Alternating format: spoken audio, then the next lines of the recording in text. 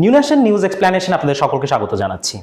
আপনারা জানেন বেশ বাংলাদেশে কিন্তু অনেক ধরনের ডেভেলপমেন্ট হলেও বর্তমান সময়ে একটা সমস্যা, যে সমস্যাটা আসলে নগরবাসীকে ভোগাচ্ছে এবং এই সমস্যার পরিত্রাণের উপায় সরকার অনেক ধরনের পন্থা অবলম্বন করলেও নগরবাসী কিন্তু বিভিন্ন ধরনের তার একটা শর্টকাট পন্থা অবলম্বন করেছেন এবং সেটা আপনারা খুব ভালোভাবেই জানেন। সেটা হলো ট্রাফিক প্রবলেম, এবং এই যে ট্রাফিক জ্যামের প্রবলেমটা নিরসনের জন্য নগরবাসীরা কিন্তু খুব সহজ এবং সহজ একটা মাধ্যম হিসেবে কিন্তু উবার এবং পাঠাওকে ব্যবহার করছেন। কিন্তু প্রশ্ন হলো, এই উবার পাঠাও ব্যবহার করার জায়গায় এবং ব্যবহার করতে গিয়ে নগরবাসীকে সাধারণত কোন ধরনের সমস্যার মধ্যে পড়তে হয়? আজকের পুরোপুরি নিউজ এক্সপ্লেনেশনে আমরা কথা বলবো এই উবার পাঠাওর সিন্ডিকেশন নিয়ে, এবং মূলত সমস্যাটা কোথায় এবং কিভাবে এই সমস্যার সমাধান করা যায়, এবং সেই জায়গা থেকে উবার এবং পাঠাওর কর্তৃপক্ষ আসলে কোন ধরনের চিন্তাভাবনাগুলো করছে, এই পুরো বিষয় নিয়ে আজকের এপিসোড। দেখুন, যখন উবার এবং পাঠাওয়ের এই সিন্ডিকেটগুলো শুরু হয়, এই শুরুর যাত্রাটা কিন্তু আসলে প্রথম দিককারে ছিল না। অর্থাৎ আপনি যদি 2016 সালের কথা চিন্তা করেন, ওই সময় কিন্তু আসলে উবার এবং পাঠাওয়ের একটা বড় সড়ো একটা চাহিদা রয়েছে, যদিও চাহিদা কিন্তু এই 2024 সালেও মোটেও কমেনি, বরং বেড়েছে। এই জায়গায় যখন আমরা আসলে নিউ ন্যাশন টিম এই ব্যাপারে একটা বিস্তর একটা আলোচনা করার চিন্তা ভাবনা করেন, ঠিক তখনই শ্যামলী, ফার্মগেট, গুলিস্তান, নিউ মার্কেট থেকে শুরু করে বসিলা, মোহাম্মদপুর এবং বিভিন্ন জায়গায় আমরা বিভিন্ন ধরনের পাঠাও এবং উবার যারা রাইড করছেন তাদের সাথে আমরা কথা বলি, এবং ওই জায়গা থেকে কিন্তু আমরা খেয়াল করে আপনারা যদি পান, সেই জায়গা থেকে আমরা কিন্তু 4 থেকে 5টা সমস্যা আমরা ফাইন্ড আউট করতে সক্ষম হই। সেই জায়গায় প্রথমটার মধ্যেই যে জিনিসটা পড়বে, অর্থাৎ নগরবাসী যে জায়গাটা নিয়ে উৎকণ্ঠার মধ্যে দিয়ে পড়ছেন, সেটা হলো উবার এবং পাঠাওয়ের যে ভাড়ার ব্যাপারটা। অর্থাৎ ভাড়া যখন নির্ধারণ করা হয়, সেই ভাড়া নির্ধারণটা কিন্তু উবার এবং পাঠাওয়ের অ্যাপসে যে নির্ধারণের যেই অ্যামাউন্টটা থাকে, সেই অ্যামাউন্টটা কিন্তু আপনি ডেস্টিনেশনে পৌঁছানোর পরে সেই পরিমাণ আসলে থাকে না, বরং তার থেকে বেশি বাড়ে।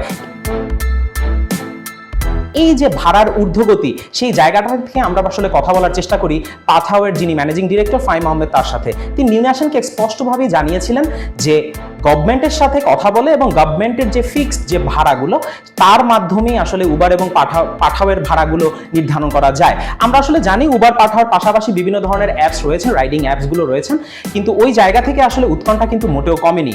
অন্য জায়গায় আপনি যদি খেয়াল করেন, ম্যাক্সিমাম ক্ষেত্রেই আসলে পাঠাওয়ের যারা ড্রাইভার রয়েছেন তারা খুব একটা কমফোর্ট ফিল করে না এই ধরনের অ্যাপের মাধ্যমে রাইড শেয়ার করতে, বরং তারা আসলে কন্ট্রাকচুয়াল ট্রিপেই বিশ্বাস করেন। সমস্যাটা এখান থেকেই শুরু হয়। অর্থাৎ আপনার হাতে অ্যাপস রয়েছে এবং আপনি ডিজিটাল মাধ্যমকে ব্যবহার করে যেখানে বাংলাদেশে এগিয়ে যাচ্ছে, সেই জায়গায় আপনি আসলে একত্রে গলায় গলা মেলাচ্ছেন, কিন্তু পাঠাও এবং উবারের এই সিন্ডিকেশনের কারণে আপনি ঠিক ততটাই পিছিয়ে পড়ছেন।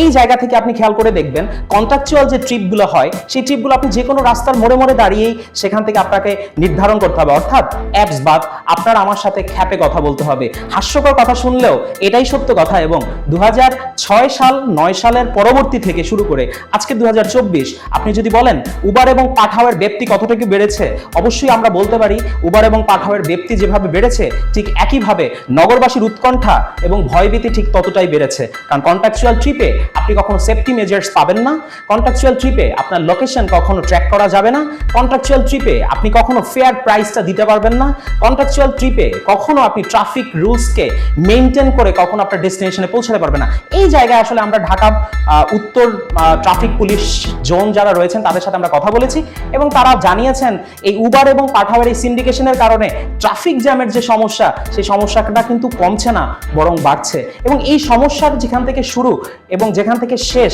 তার মাঝামাঝি অবস্থানে থেকে আপনি আমি কখনোই আসলে এর সুরাহা নিশ্চিত করতে পারবো না, বরং এখান থেকে বাঁচার জন্য আপনাকে এবং আমাকে আজকে থেকেই সোচ্চার হতে হবে, সচেতন হতে হবে। কন্ট্রাকচুয়াল ট্রিপের আমরা বিশ্বাস করছি না, বরং অ্যাপসের মাধ্যমে গভর্নমেন্টের ফিক্স করা যে রেট রয়েছে তাতে আমরা ভরসা রেখে উবার এবং পাঠাওকে ব্যবহার করব এবং যাত্রাপথকে আরো সুদৃঢ় করব।